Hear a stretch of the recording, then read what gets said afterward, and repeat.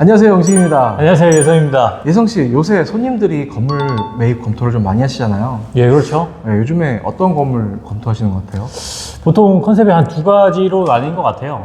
나는 손 뺄 거 없이 그냥 완성품, 그냥 수익률 잘 나오는 완성품을 찾으시는 분도 있고, 나는 내가 지어보겠다. 신축하든지 리모델링 하든지 이렇게 좀 두 가지로 나뉜 것 같습니다. 근데 요즘에 보면은 저희가 매물들 중에 잘 지어놓은 신축이나 이런 리모델링 물건들이 매각이 많이 돼서 그렇죠. 솔직히 좀 보여드릴 만한 게 그렇게 많이 없잖아요. 많이 사라졌죠. 네, 제가 그런 분들이 이제 신축이나 리모델링을 본인이 직접 하는 걸로 재검토하고 있으신데요. 그러려면 리모델링이 낫냐, 아니면 신축이 낫냐, 이런 질문들을 많이 하시거든요. 그래서 오늘 어떻게 결정하면 될지 얘기해보는 시간 한번 가져보도록 하겠습니다.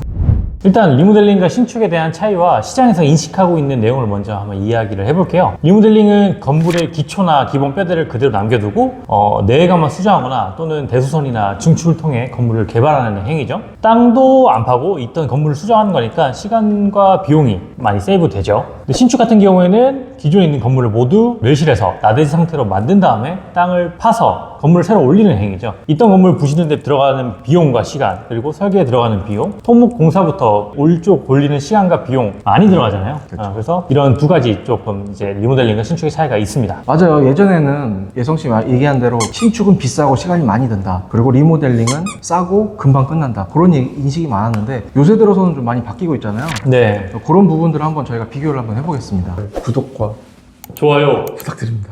먼저 저희가 건축 행위를 하기 전에 건물을 해체를 해야 되잖아요. 그렇게 되면 신축 같은 경우는 완파 기준으로 하기 때문에 온전히 나대지 상태로 변경하기 위한 공사가 이루어집니다. 그래서 뭐 해체 심의도 까다롭지도 않고요. 계획만 잘 세우면 무난하게 진행되는 상황이죠. 근데 반대로 리모델링 같은 경우는요, 기존 건물을 유지하면서 뭐 하중 문제도 있을 수 있고요. 다른 문제에 또 영향을 끼칠 수가 있기 때문에 이런 영향성 평가도 해야 되고, 또 안전상의 문제가 없는지 철저하게 조사를 해야 되기 때문에 해체 심의 자체가 까다롭고요. 또 보안 사항이 많습니다. 뭐 심의만 몇 개월 소요되는 경우도 있잖아요. 요즘은 감리 비용도 많이 올라가지고 리모델링이 보통 한 심의만 4, 5개월? 심의 기간만 거의 2배 잡아먹는 것 같아요, 신축보다. 네. 그리고 또 설계랑 시공을 한번 확인해 보면요, 신축 같은 경우는 나대지 상태에서 진행하는 거죠. 근데 이제 리모델링 같은 경우는 기존 건물의 일부를 해체하고 진행을 하는 거기 때문에 기존 건물 도면이나 다시 또 실측을 해서 또 진행해야 되기 때문에 건물에 대한 이해가 필요하고요. 실측이 만약에 잘못되거나 뜯어봤는데 갑자기 안에 이상한 게 있다, 이렇게 되면 바로 또 설계 변경을 해야 돼서 뭐 대응하는데 시간도 많이 필요하고, 또 그거에 대한 완벽한 해결책이 없을 수도 있습니다. 이런 해결책을 찾기 위해서 또 그러면 보수에 대한 내용으로 넘어가게 되는데, 리모델링의 경우에는 기존 건물에 손대는 것이기 때문에 누수라든지 또 건물이 기울어지거나 이런 부분들이 일어날 수 있기 때문에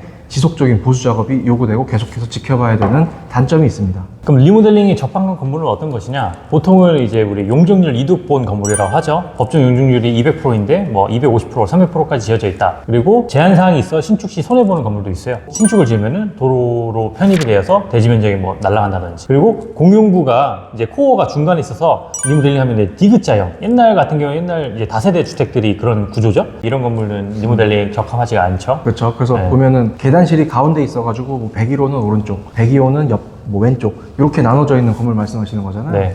그리고 이제 층고가 높은 건물들, 그런 것들이 보통 좀 리모델링에 적합한 건물이라고 볼 수 있습니다. 층고는 어떻게 우리가 바꿀 수 없는 거기 때문에 층고가 애초에 높은 건물들이 좀 리모델링에 적합합니다. 바닥에 있는 뭐 이제 보일러 들어가는 배관 까고 천장에는 뭐 이제 석고보드라든지 그런 거 내린다고 하더라도 요즘에 짓는 건물보다 낮을 수밖에 없는 거잖아요. 그렇죠. 네, 옛날 건물은 그런 부분에 좀 문제가 있습니다. 그러면 저희가 리모델링을 이렇게 하면 안 된다, 잘못된 예를 한번 찾아봤어요. 첫 번째 건물은 역삼동 건물인데요. 이 건물 같은 경우는 용도 변경을 다 해서 근린생활시설로 변경한 건물이거든요. 근데 아까 예성씨가 얘기했던 것처럼 코어가 가운데 있기 때문에 내부는 디귿자 형태의 구조를 갖게 됩니다. 그렇게 되면 어떤 문제가 발생되나요? 그러면은 사실 사무실들이 들어오기 어려운 구조죠. 나눠서 받아야 되는데 사실상 좀 더 한 30평, 40평 나와야지 임차인들이 좋아하는 구조인데 저렇게 되어 있으면은 좀 사용하기 불편하죠. 가운데 코어가 있기 때문에 그러면 엘리베이터를 보통 화장실이 들어가는 부분에다가 놓게 되거든요. 그럼 만약에 가운데 그 계단 들어가고 뒤쪽에 그 화장실 부분에 엘리베이터가 올라가면 두 개가 나눠지니까 공간 활용성이 많이 떨어지는 게 사실입니다. 네, 두 번째입니다. 두 번째는 성수동에 있는 건물인데요. 이건 아까 예성씨가 얘기했던 것처럼 전형적인 디귿자 구조의 건물입니다. 이 부분은 뭐가 잘못됐을까요? 뭐 이제 잘못되다기보다는 그 전에 이제 매도인분이 조금 가성비 있게 하느라 좀 이 정도로 하신 것 같은데, 네. 사실 디귿자 형태도 위치에 따라 지역에 따라 달라요. 뭐 연남동이나 홍대, 이런 성수동 이렇게 작게 D자켓 이제 임차 업종에 들어가는 곳들은 D자 형태로 해도 이렇게 다 나뉘어서 업종에 들어갑니다. 그래서 대신 그만큼 조금 더 퀄리티 있게 좀 인테리어를 해야겠죠. 그렇죠. 사실 여기는 좀 디귿자로 해도 괜찮은 동네긴 한데 그래도 너무 인테리어를 싸은 가격에 하시지 않았나 그런 부분이 좀 잘못된 예라고 저희가 생각해서 가져와 봤습니다. 그럼 예성 씨, 우리가 비용하고 기간은 신축하고 리모델링이 얼마가 차이 나는 거예요? 리모델링 같은 경우는 해체 비용이 많이 나오고 기간도 길어져가지고 해체 감리 비용도 좀 많이 비싸져요. 그리고 특히 주택을 리모델링 같은 경우에는 구조보강 비용이 뭐 2억, 3억 우습게 들어가기 때문에 신축 비용과 크게 차이가 나지 않아요. 그리고 공사 기간이 또 그만큼 길어졌기 때문에 대출 이자 비용도 증가하게 되고요. 네.